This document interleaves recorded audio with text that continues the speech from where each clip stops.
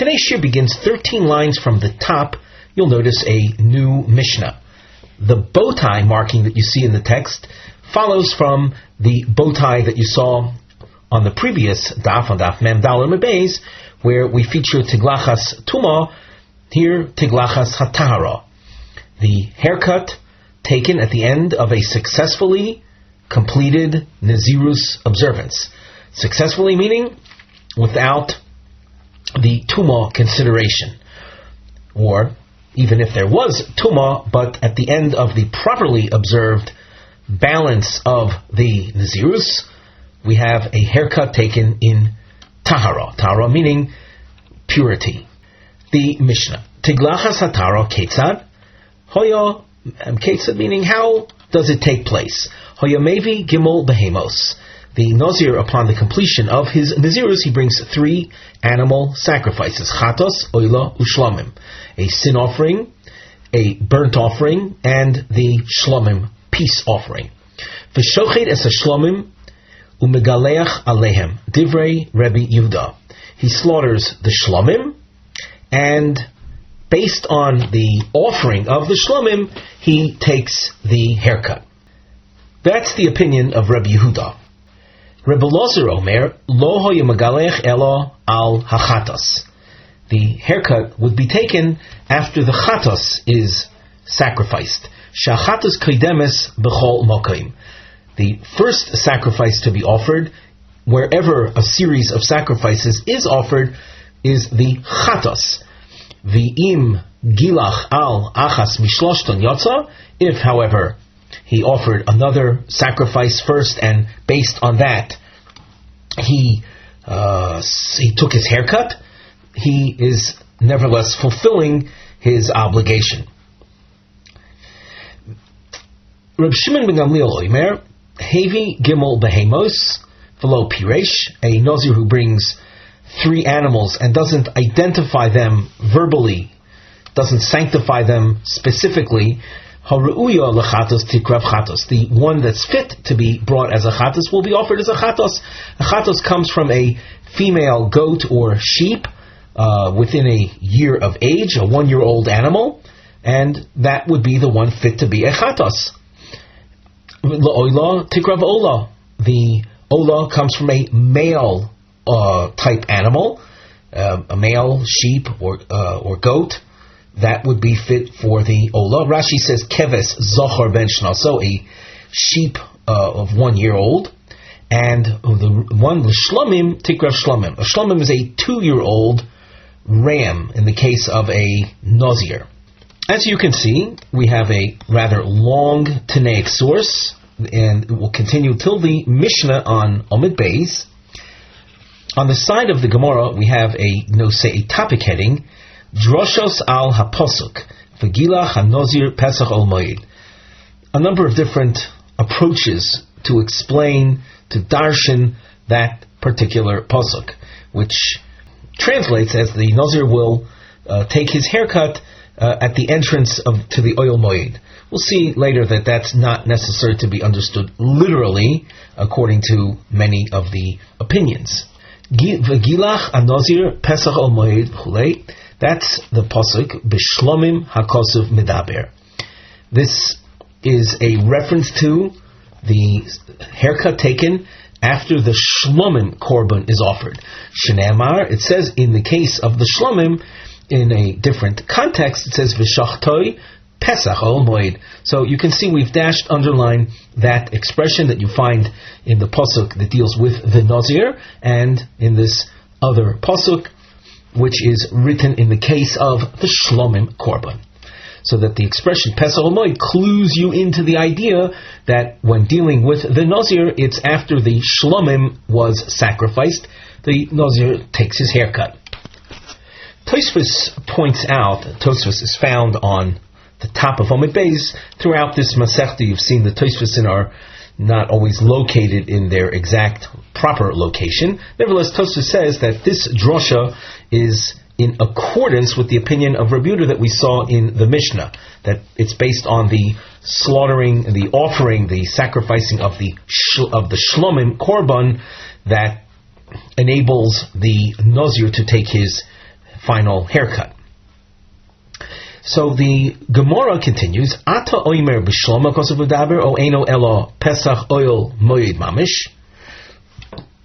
You're saying that the Pesach Omed expression is an alternative expression for Korban Shloma. Maybe, though, it means literally that the Nazir shall take his haircut at the entrance of the enclosed section part of the Mishkan or the Beis HaMikdash. Amris, the Gemara responds, Im Kain, if you were to take the Pasuk on its literal meaning, that he takes his haircut at the entrance to this very, very holy location, the Ohel Moed, derech bizayon hu. That's a disgrace. Haircuts are not associated with the most honorable, lofty activity. It's true, it's part of a mitzvah, but it's not something that one would do in such a holy location. So, with that, we'll say svara, the Gemara dismisses the simple or literal meaning of the pasuk and opts to interpret it as a reference to the Korban Shlomim. The Gemara goes on to elaborates on this point, and we're following the reading as suggested by the Gra. V'harei Omra Torah. The Torah has said in the construction of the Mizbeach, the altar, which was a rather tall structure in the courtyard of the Beis HaMikdash, it said, Lo sale b'malois al mizbechi, that in rising to the top of the altar, one should not rise walking up steps, but rather using a ramp. There would be less, we'll say, revelation of the legs or the underpart of the Kohen's body in that way. The Torah was very concerned with modesty and dignity, and that's what this pasuk represents. Lo saleh b'malsa mizbechi kal v'chomer l'derech bizayon. All the more so where an act is associated with something that is disgraceful, a haircut. It's maybe disgraceful is too harsh a term, but it's not an act of honor, we will say, and therefore it's certainly not going to be done at the entrance to the Ohel Moed, or the enclosed section of the Beis HaMikdash. Divrei Rabbi Yoshia. You'll notice that a number of lines are being skipped now. We pick up after the parentheses section, Rabbi Yitzchak Omer. Even if it wasn't a derech bizayon, Rabbi Yitzchak will tell us he would not take the haircut at the entrance of the Ohel Moed. Rabbi Yitzchak Omer eino tzorech. You don't need that former approach. Harei hu Omer v'lokach es seir rosh nizro v'nosan al ho'esh v'chulei. The pasuk describes the taking of the hair after it was cut and placed on the fire underneath the pot in which the shlomim meat is being cooked. The shlomim meat could be eaten anywhere in Yerushalayim, and therefore it could be cooked anywhere in Yerushalayim. If you are going to say that the haircut is restricted to the entrance of the Ohel Moed, well then, from that point, from the haircut point to where the fire under the pot cooking the korban meat is located, is quite a distance. It's not something that you just hand off from the haircut directly to under the pot. And the pasuk said, "V'lokach aser rosh nizro v'nosan." You have lokach taking the hair and immediately placing it on the fire. Mi she'eino mechuser elo lekicho nesina. What the Torah anticipates is a taking of the hair, and without missing any interim activity, immediately placing it under the pot where the fire is cooking the korban meat. Yotzazeh, this would be to the exclusion of a case where the haircut would be at the entrance of the Ohel Moed, shu mechuser lekicha hava'a unasina, hava'a being transportation. If you look at the Tosfos once again on Omid Beis, Velo, this is the third Tosfos on Amud Beis.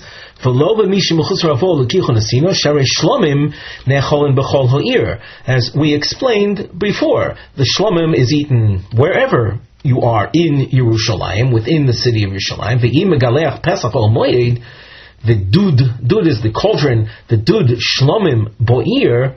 If the haircut was at the entrance of the oil moed, that's in the Beis Hamikdash proper, and the meat is being cooked somewhere in town, harei mechusar havo lekicha unesina. The havo stage would also be necessary, so you would have an interruption, so to speak, between the taking of the hair and immediately placing it on the fire. So with that approach, Rabbi Yitzchak excludes the haircut being specifically or limited to the Pesach Ol Moed. Ika Diamri, another approach to Rabbi Yitzchak. Rabbi Yitzchak Omer, B'Shlomim HaKosov Medaber. The pasuk is speaking about a korban shlomim. We should point out that the next few lines until Abba Chonon, according to the Gra, a number of commentaries do not include this in the text. It's a girsa that's not accepted. There are those, though, that read it, but recognize that it's essentially the same as the opening lashon combined with the point that Rabbi Yoshia made. So we'll read it, but understanding there's not going to be any chidush, nothing new in this section. So another version of Yitzchak reads, Rabbi Yitzchak Omer, B'Shlom HaKosov Medaber, the pasuk of V'gilach HaNazir Pesach Ol Moed is a reference to the korban shlomim. Ata Omer B'Shlomim HaKosov Medaber O Eino Elo Pesach Ohel Moed Mamish. You're saying that the pasuk is a code for the korban shlomim. Maybe it means simply that the haircut takes place literally at the entrance of the Beis Hamikdash. Talmud Lomar V'lokach es seor rosh nizro. Pasuk also goes on to say, "V'nosan aleisha shetacha zevach hashlamim, mokom shehoya mevashel shom hoya magaleach."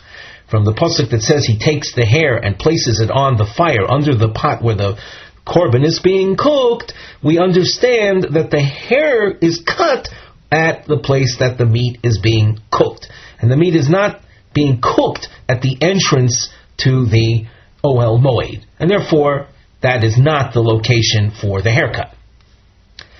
Abba Chonon Omer Mishum Rabbi Eliezer V'gilach HaNazir Pesach Ol Moed. What does he learn from that pasuk? Kol zman she'ein Pesach Ol Moed pasuach eino megaleach. As long as the gate, the doors of the Pesach of the Ohel Moed are not open, there is no haircut to take place. In other words, he's understanding the pasuk as describing the timing of the haircut. The timing is only when the doors are open. Reb Shimon Shizuri Omer, V'gilach HaNazir Pesach Ol Moed, again the same pasuk, V'lo Mizira. So he looks at the gender of the pasuk, the Nazir, the male, in the male form, he takes his haircut at the entrance, and his approach is quite a departure from that which we've seen earlier, namely that the haircut of a male Nazir is actually at the entrance of the Ohel Moed, V'lo Nizira, but not the female. A female Nazira, she too has a haircut that's taken, but it's not going to be in such a public location. She would find a more tzanua, a more modest, private location. The Gemara continues with an explanation of why Reb Shimon Shizuri says that. Shemo yizgaru ba pirchei kahuna.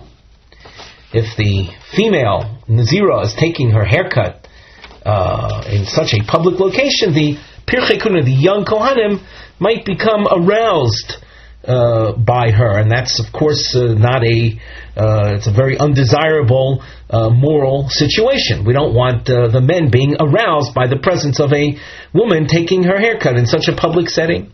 Omar lo, so they said to Rav Shimon Shizuri, Lidvorecha, according to you, then Soita Tochiach, let the case of the Sota prove to the contrary.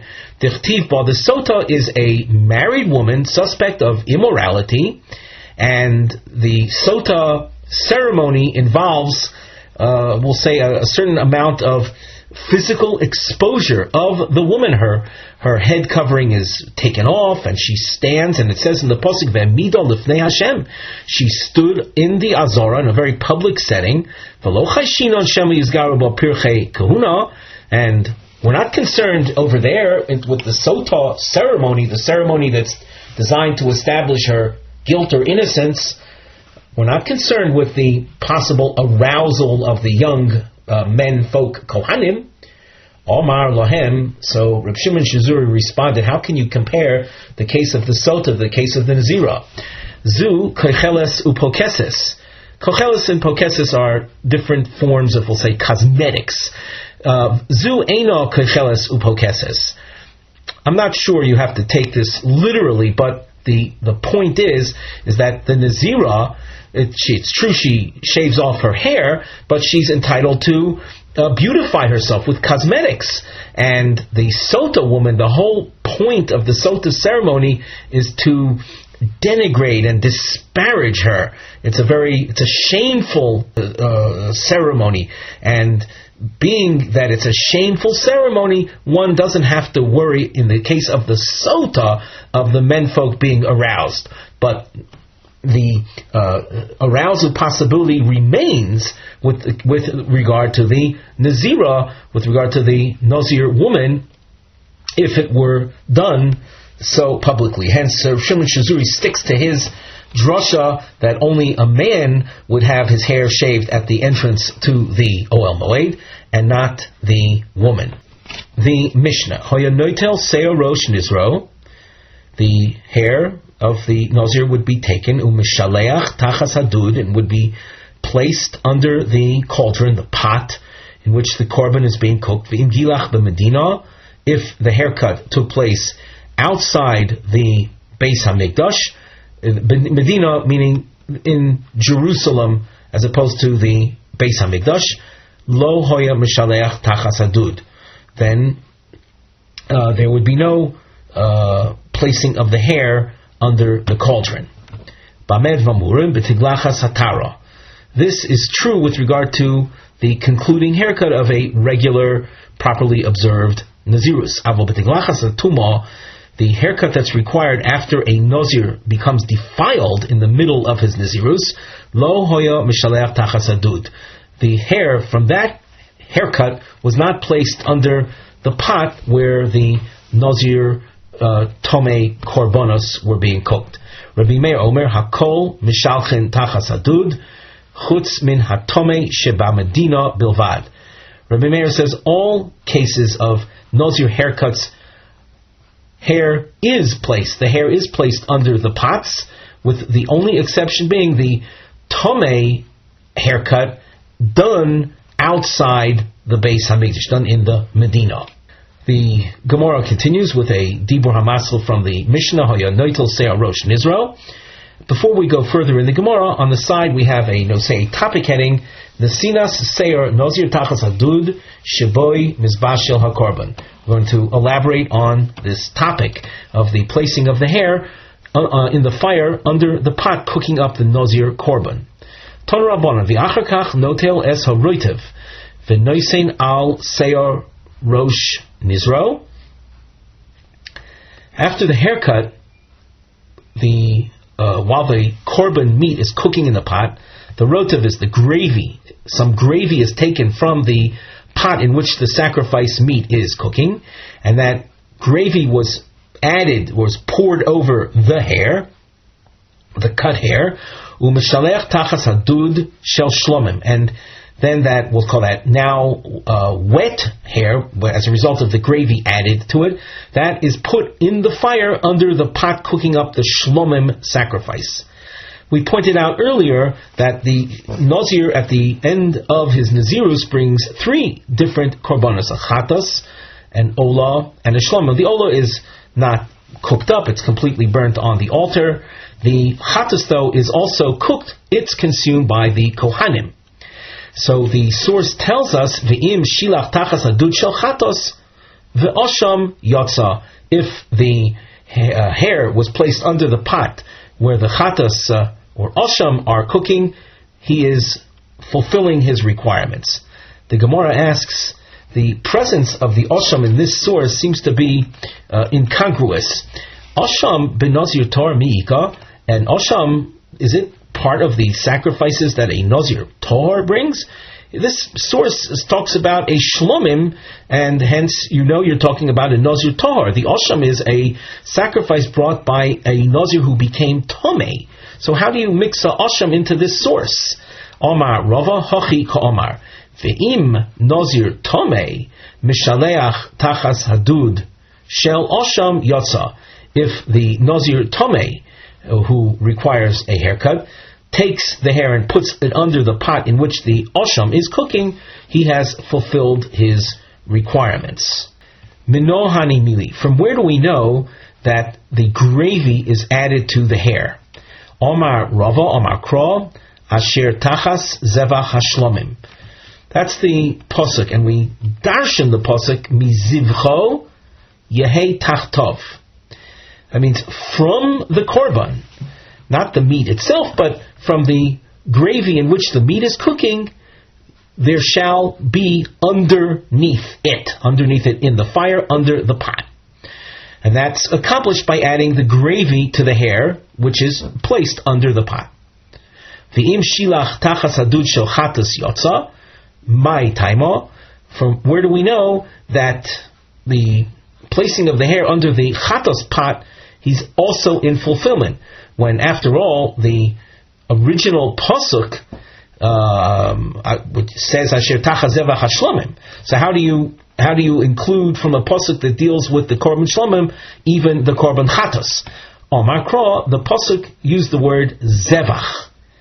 It said zevach hashlomim. It didn't say Asher Tachas Hashlomim, but it added the word zevach. The rabbis es hachatos ve'osham. It includes, zevach means a sacrifice. So we're including these other sacrifices as also legitimate locales for the hair to be placed.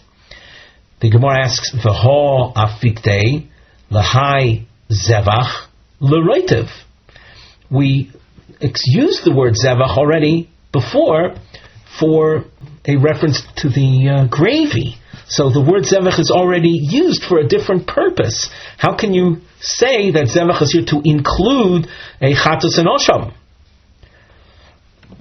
The Gemara answers, Im kain, if it's only for the gravy, leimokra meirotev hashlomim. My zevach, why use the word zevach if all you're interested in is the gravy?